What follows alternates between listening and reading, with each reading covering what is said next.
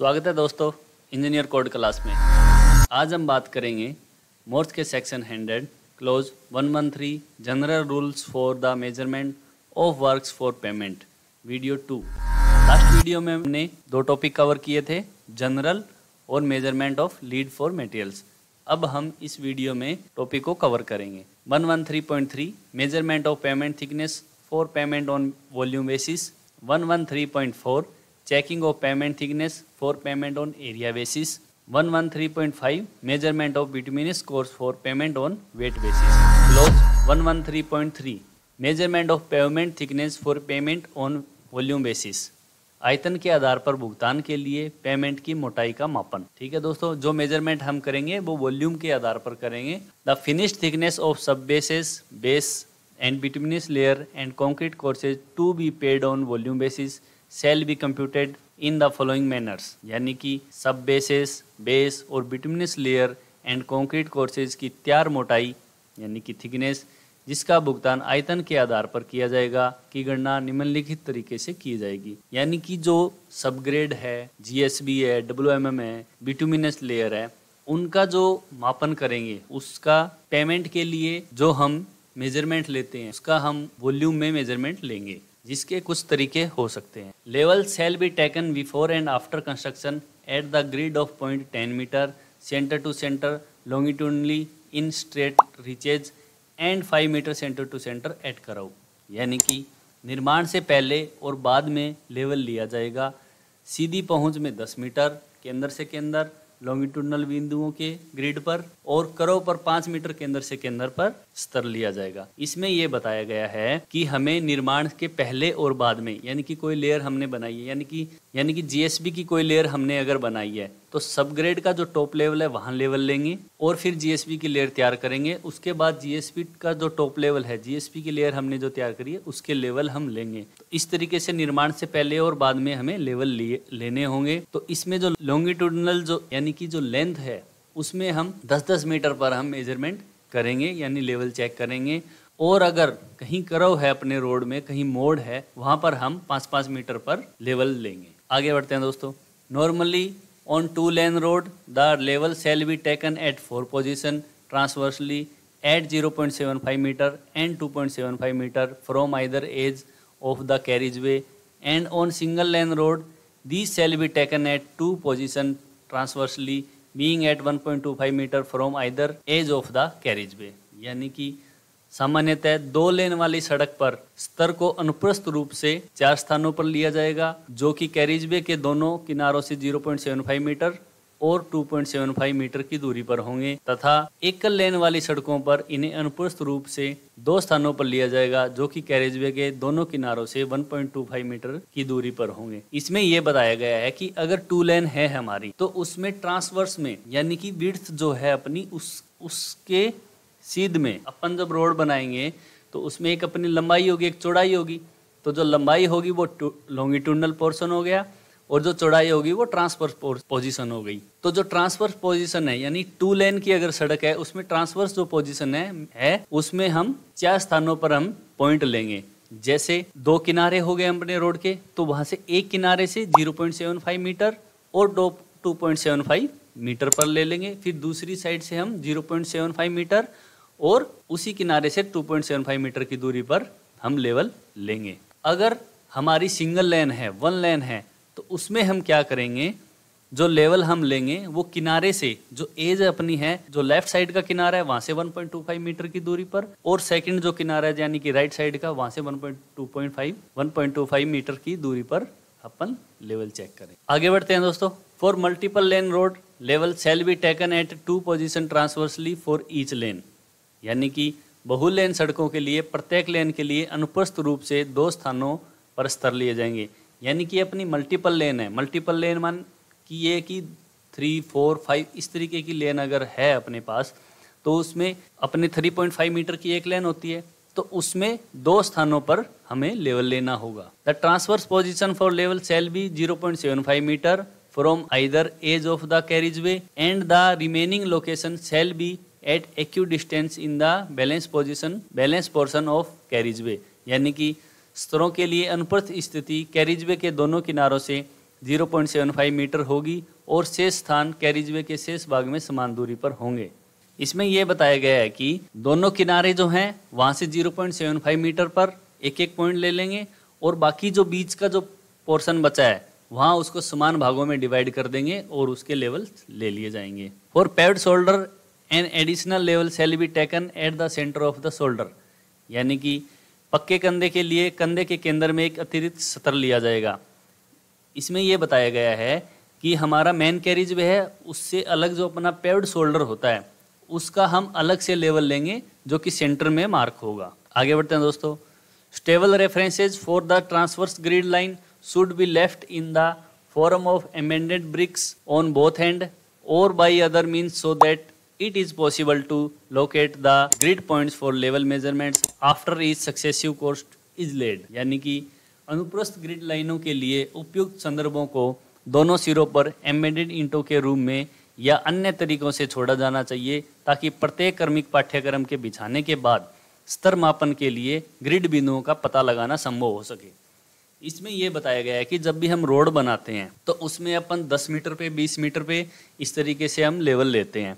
तो इसमें यह बताया गया रोड के किनारे पर जो रोड हमने बनाया है उसके किनारे पर ईंटें गाड़ देंगे या कोई अन्य डिवाइसेज ऐसी लगा देंगे और उस पे लेवल हम मार्क कर देंगे। तो जैसे जैसे लेयर अपनी बनती जाएगी तो उसी के रेफरेंस से अपन उस लेयर की थिकनेस मापते रहेंगे। ठीक है दोस्तों, आगे बढ़ते हैं। For pavement courses laid only over winding portion at least one line of level shall be taken on each strip of winding or more depending on the width of winding as decided by the engineer, यानी कि केवल चौड़ीकरण वाले भाग पर बिछाए गए pavement के लिए चौड़ीकरण की प्रत्येक पट्टी पर कम से कम एक स्तर रेखा ली जाएगी या इंजीनियर द्वारा तय की गई चौड़ाई के आधार पर अधिक स्तर रेखा ली जाएगी। इसमें यह बताया गया है कि हमें जब रोड की वाइंडनिंग करनी होती है तब हमारे जो रोड की वाइंडनिंग है वो 1 मीटर 1.5 मीटर 2 मीटर यानी कि कम विड्थ होती है उसकी,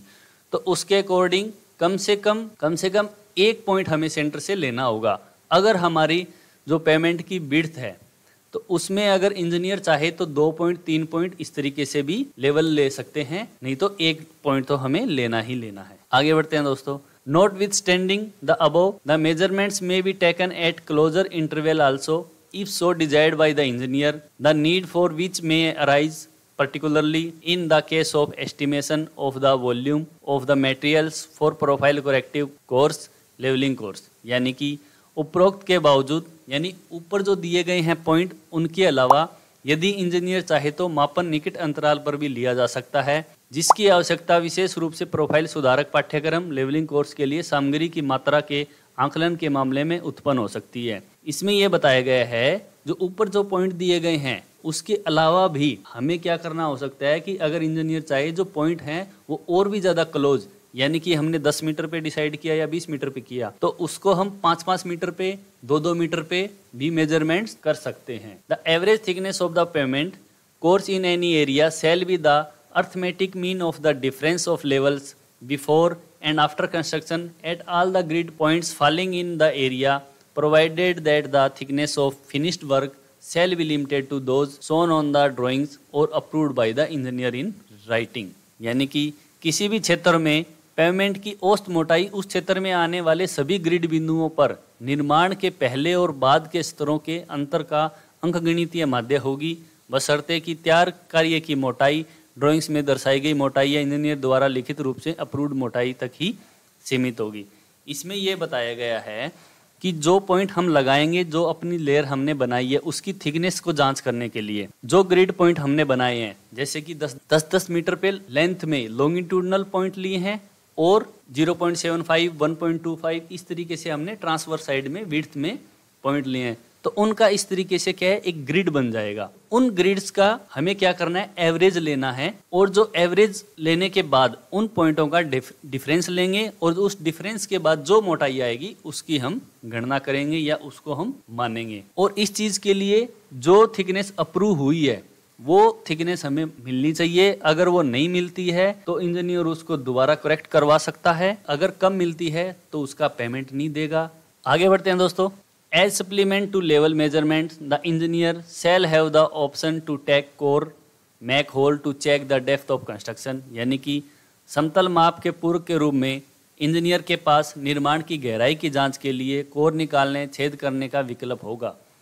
इसमें यह बताया गया है कि जो थिकनेस हमने बनाई है उसका मेजरमेंट करने के लिए हमसे कोर कटवाए जा सकते हैं या कोई होल करवाया जा सकता है, क्योंकि हमें थिकनेस का मेजरमेंट करना है कि कितनी थिकनेस वहाँ पर है उसकी जांच करने के लिए। The holes made and the portions cut for taking course shall be made good by the contractor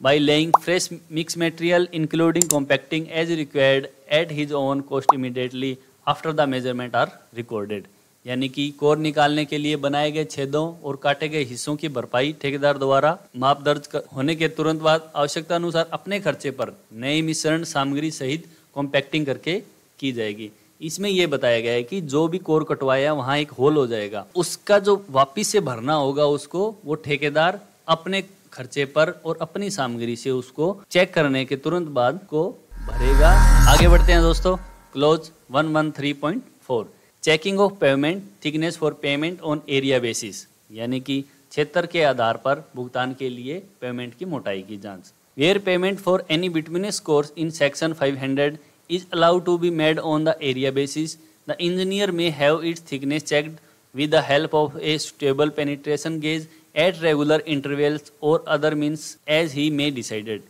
यानी कि जहाँ सेक्शन 500 में किसी बिटुमिनस कोर्स के लिए भुगतान क्षेत्र के आधार पर करने की अनुमति है, वह इंजीनियर नियमित अंतराल पर उपयुक्त प्रवेश गेज की सहायता से या अन्य तरीके से जैसा वह तय करे इसकी मोटाई की जांच करवा सकता है। इसमें यह बताया गया है कि जो बिटुमिन कोर्स है, अपने बिटुमिन कोर्स की लेयर डाली है, उसकी थिकनेस की जांच करने के लिए सेक्शन 500 में उसकी आगे डिटेल दी गई है जो हम बाद में पढ़ेंगे। तो एक पेनिट्रेशन गेज होता है, उससे अलग अलग जगह पर थिकनेस जांच कर सकता है या कोई अन्य तरीका भी अपना सकता है। आगे बढ़ते हैं दोस्तों,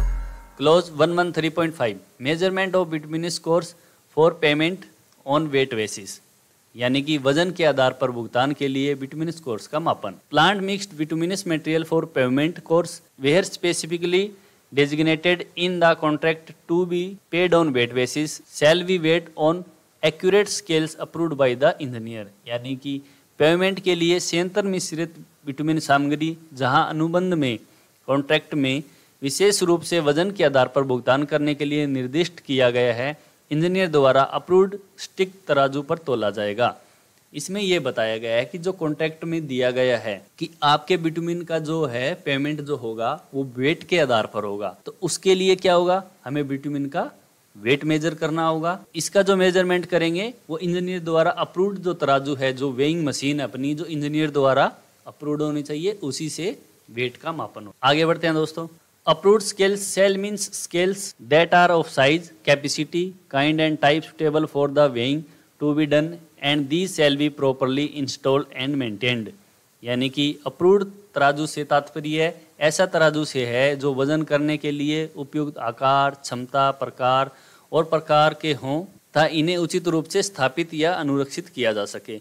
इसमें यह बताया गया है कि जो वेइंग मशीन हम यूज करेंगे वो सही तरीके से लगाई गई हो और उसका जो maintenance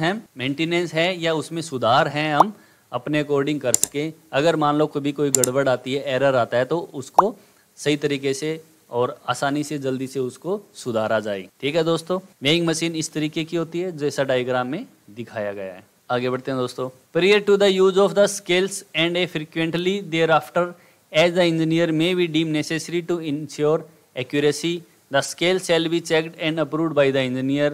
or the engineer may direct to contractor to have the scales checked by other competent agency at the cost of the contractor।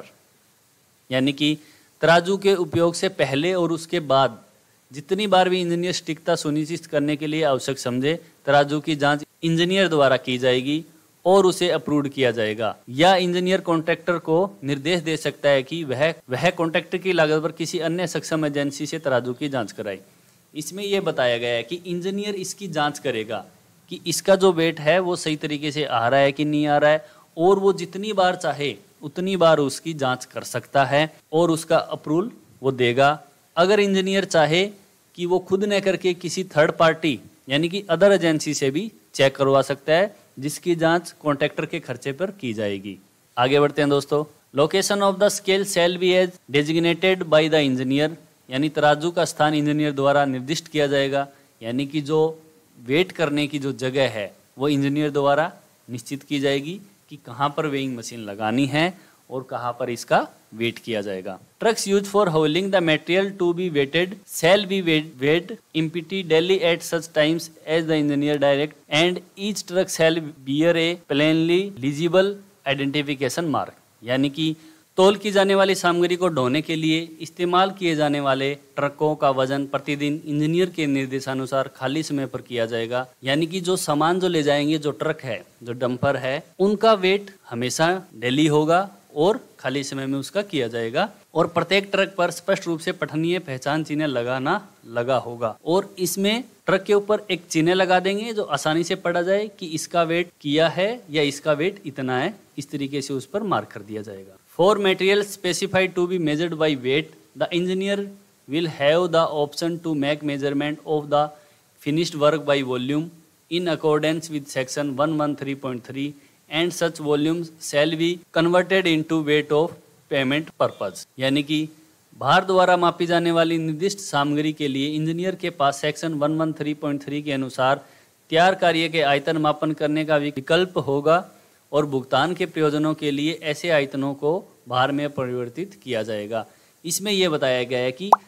कई बार क्या होता है कि हर चीज़ का मेजरमेंट बार बार वेट करना पॉसिबल नहीं होता है, तो हम क्या करेंगे, जो साइट पर जो काम हुआ है उसका वॉल्यूम लेंगे और उस वॉल्यूम से हमें उसको कन्वर्ट कर लेंगे अपने वेट में। ठीक है, तो इस प्रकार से हम उसका मेजरमेंट कर सकते हैं। The factor for conversion from volume measurement to weight measurement shall be computed from the representative density of the compacted material at site determined at location approved by the engineer, यानी कि आयतन मापन से भार मापन में रूपांतरण कार्य की गणना इंजीनियर द्वारा अप्रूव्ड स्थानों पर निर्धारित स्थल पर संयंत्र सामग्री के प्रतिनिधि घनत्व से की जाएगी। इसमें यह बताया गया है कि जो आयतन में अपन ने जो लिया है, जो वॉल्यूम में अपन ने मेजरमेंट किया है, उसको हमें जब कन्वर्ट करना है वेट में,